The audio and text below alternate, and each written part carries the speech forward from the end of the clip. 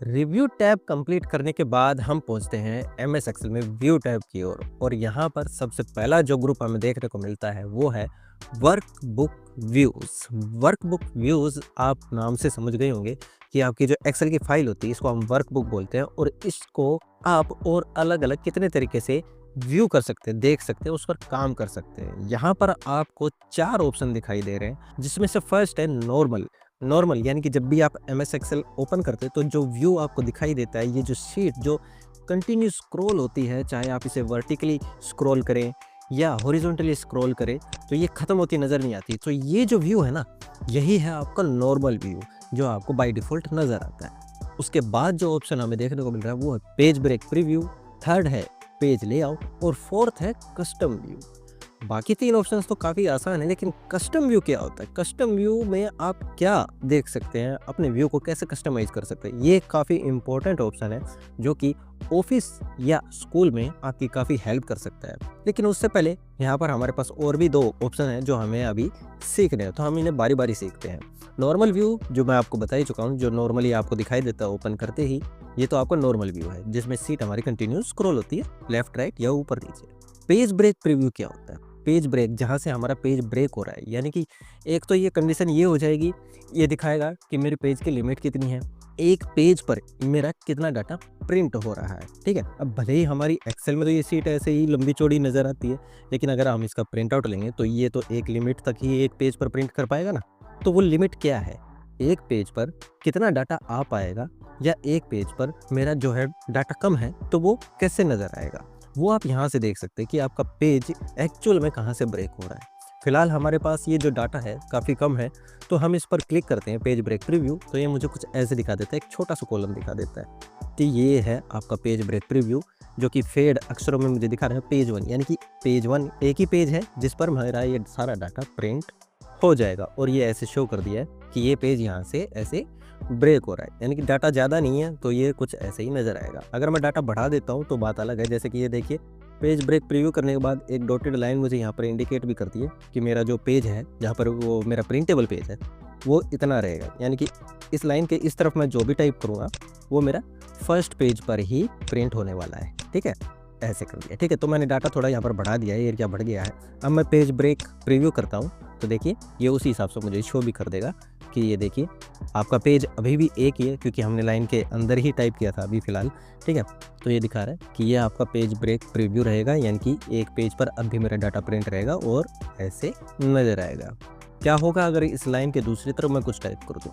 जाहिर सी बात है, जैसे कि मैंने बताया कि मेरे पेज की लिमिट यहाँ तक है, अगर मैं यहाँ टाइप करूँगा तो वो सेकंड पेज पर मूव हो जाएगा। ठीक है, मैं इसको कॉपी पेस्ट मार देता हूँ ऐसे ही आपको समझाने के लिए। ठीक है, मान लीजिए यहाँ पर भी मैंने कुछ टाइप कर दिया, मेरा डाटा यहाँ पर आ गया और अब मैं पेज ब्रेक प्रीव्यू करता हूँ तो ये मुझे इंडिकेट भी करेगा कि ये पेज 1 है और ये यहाँ से मेरा पेज ब्रेक हो रहा है क्योंकि इतनी लिमिट है, इतना ही प्रिंट होगा। और दूसरी तरफ जो डाटा है वो पेज 2 है, ये देखिए फेड अक्षरों में आपको लिखा भी दिखाई दे रहा है पेज 2, और इसने दिखा दिया कि ये डाटा कुछ ऐसे पेज 2 पर यानी कि सेकेंड पेज पर प्रिंट होने वाला है। ठीक है, यहाँ पर भी मेरी डॉटेड लाइन नज़र आ रही है जो मुझे इंडिकेट कर रही है यहाँ पेज 1 खत्म होता है और यहाँ से पेज 2 स्टार्ट होता है। ठीक है, तो ये था पेज ब्रेक प्रीव्यू। वापस नॉर्मल पे आ जाते हैं।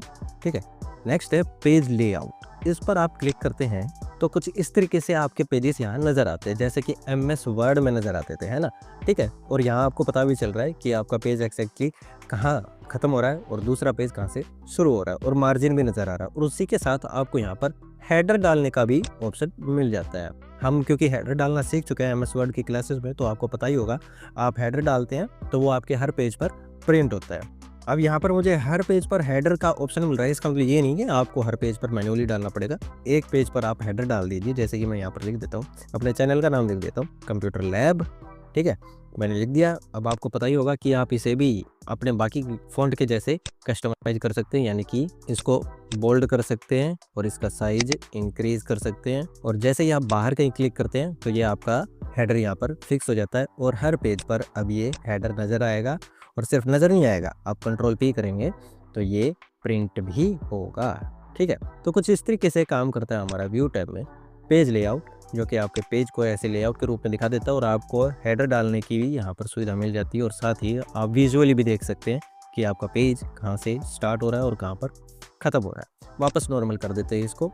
अब बारी आती है हमारी मोस्ट इम्पोर्टेंट ऑप्शन की, यहाँ पर जो है कस्टम व्यू। ये किस काम आता है, इसको समझने से पहले हम क्या करते हैं, अपनी शीट को थोड़ा साफ सुथरा कर लेते हैं। जो भी एक्स्ट्रा डाटा यहाँ पर मौजूद है मैं उसे यहाँ पर डिलीट कर देता हूँ, ताकि हमको इस ऑप्शन को समझने में कोई परेशानी ना आए। ठीक है, तो हमने यहाँ पर जो भी एक्स्ट्रा डाटा था उसको डिलीट कर दिया। अब हमारे पास यहाँ पर एक टेबल है, यानी कि कुछ डाटा मौजूद है हमारे पास, जो कि मैं अपनी मीटिंग में शो करने वाला हूँ 2 लोगों को। ठीक है, फर्स्ट तो होगा मेरा क्लाइंट, यानी कि मैं किसी की कंपनी के लिए काम करता हूँ, या आप शॉप मान लीजिए, कुछ भी मान लीजिए।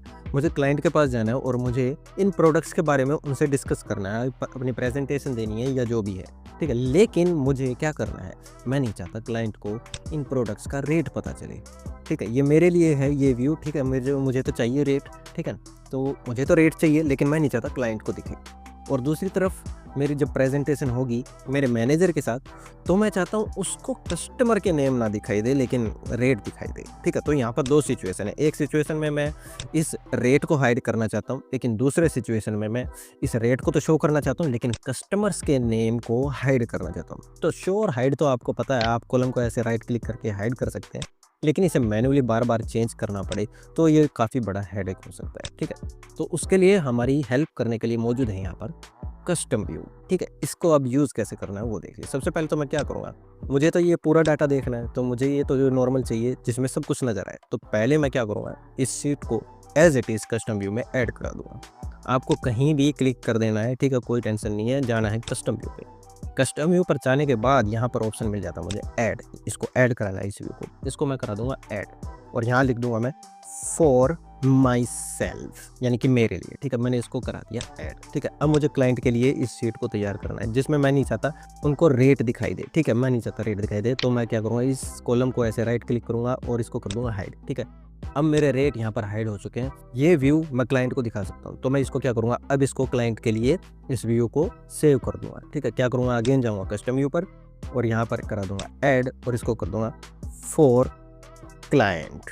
ठीक है, फॉर क्लाइंट नाम से मैंने इसको नाम दे दिया और इसको कर दूंगा मैं ओके। ठीक है, अब दूसरी सिचुएशन ये थी कि मैं रेट तो दिखाना चाहता हूँ, लेकिन कस्टमर्स के नाम नहीं दिखाना चाहता कि कस्टमर कौन है मेरे। ठीक है, तो उसके लिए मुझे क्या करना पड़ेगा, सबसे पहले तो मुझे वो रेट वापस लेके आने पड़ेगा। अब रेट क्योंकि क्वांटिटी के बाद थे, यानी कि कॉलम एफ में थे, जो कि ई और जी के बीच में, तो मैं इन दोनों को ऐसे क्लिक करूँगा और दोनों को ऐसे सिलेक्ट कर लूँगा। ठीक है, सिलेक्ट हो गए। अब मैं करूँगा राइट क्लिक और कर दूँगा यहाँ से अनहाइड, मेरा रेट वाला कॉलम वापस आ जाएगा। और अब मैं कस्टमर वाले को ऐसे क्लिक करूँगा, सिलेक्ट करूँगा कॉलम को, right click and then hide, और ये कस्टमर्स के नेम अब हाइड हो चुके हैं। ये व्यू है मैनेजर के लिए। अब मैं इसको करा दूंगा कस्टम व्यू में ऐड, क्लिक किया, यहाँ से करूँगा ऐड और यहाँ पर लिख दूंगा फॉर मैनेजर और इसको कर दूंगा ओके। अब मेरी सीट यहाँ पर प्रेजेंटेशन के लिए बिल्कुल रेडी है। अब मुझे मैन्युअली कुछ भी, कोई भी कॉलम शो या हाइड करने की ज़रूरत नहीं है। मुझे बस जाना है कस्टम व्यू पे। जब मैं जा रहा हूँ क्लाइंट के पास, तो मैं यहाँ से सिलेक्ट करूँगा फॉर क्लाइंट और इसको करूँगा ऐसे सिलेक्ट एंड देन शो, और मेरी सीट ऑटोमेटिकली यहाँ पर शो हो जाएगी, वो जो मैंने क्लाइंट के लिए सेव कराई थी, जिसमें रेट नज़र नहीं आ रहे थे लेकिन कस्टमर्स के नाम नज़र आ रहे थे। और ये देखिए कस्टमर्स के नाम यहाँ पर नज़र आ रहे हैं लेकिन रेट्स नज़र नहीं आ रहे हैं। कस्टमर से बात करने के बाद, मीटिंग करने के बाद, अब मुझे जाना है मैनेजर के पास। अब मुझे मैनेजर को रेट शो करने हैं लेकिन कस्टमर्स के नेम शो नहीं करने हैं। तो मैं यहाँ जाऊँगा वापस कस्टम व्यू पे और यहाँ से सिलेक्ट करूँगा फॉर मैनेजर, यानी कि वो व्यू जो मैंने मैनेजर को प्रेजेंट करने के लिए ऐड कराया था, उसको सिलेक्ट करूँगा और क्लिक कर दूँगा शो। और जैसे ही आप इस पर शो करते हैं, ये ऑटोमेटिकली बाकी सब कुछ हैंडल कर लेगा, कौन सा कॉलम हाइड करना है या शो करना है। आपने जो व्यू यहाँ पर सेव कराया था वो ऑटोमेटिकली यहाँ पर आ जाएगा, यानी कि रेट नज़र आ जाएंगे और आपके कस्टमर्स के नाम ऑटोमेटिकली हाइड हो जाएंगे। और आप मैनेजर के सामने अब अपनी प्रेजेंटेशन इस शीट के साथ, इस व्यू के साथ दे सकते हैं। और जब दोनों के साथ मीटिंग हो चुकी है, अब आपको ज़रूरत पड़ती है अपना डाटा देखने की, यानी कि आपको तो दोनों चाहिए, सारा डाटा देखना है, रेट वाला कॉलम भी हो और कस्टमर्स के नेम वाला कॉलम भी हो। तो आपने सबसे पहले ही उस व्यू को सेव करा दिया था फॉर माई सेल्फ नाम से, है ना।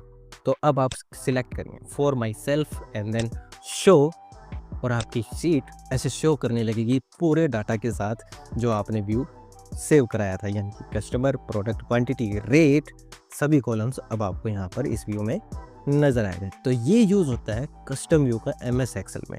आप अपना कस्टमाइज व्यू यहाँ पर तैयार कर सकते हैं ताकि आपको मैन्युअली डाटा शो या हाइड ना करना पड़े एक ही व्यू में, बस आपका सीट पर डाटा आ जाए। और जस्ट इन केस आप इसको पहले जैसा नॉर्मल करना चाहते हैं, आपका सारा काम हो गया, अब आपको इन कस्टम व्यूज़ की ज़रूरत नहीं है, तो आपको कस्टम व्यू पर क्लिक करने के बाद इन्हें डिलीट करने का भी ऑप्शन मिल जाता है। आप इन्हें ऐसे सिलेक्ट करके डिलीट कर सकते हैं। कंफर्म करेंगे येस मैं डिलीट करना चाहता हूँ, अगेन सिलेक्ट करेंगे डिलीट, कंफर्म करेंगे yes and then delete, yes and then close. और अब आपकी कस्टम व्यू में कोई भी व्यू सेव नहीं है। ये सीट फिर से पहले जैसी नॉर्मल हो गई है, या आप दोबारा कोई और व्यू यहाँ पर ऐसे सेव करा सकते हैं। आप अपनी सीट में जितने चाहिए ऐसे व्यू तैयार कर सकते हैं और इन्हें कस्टम व्यू में सेव करा सकते हैं। तो बस ये थी आज की हमारी क्लास, आज का हमारा टॉपिक।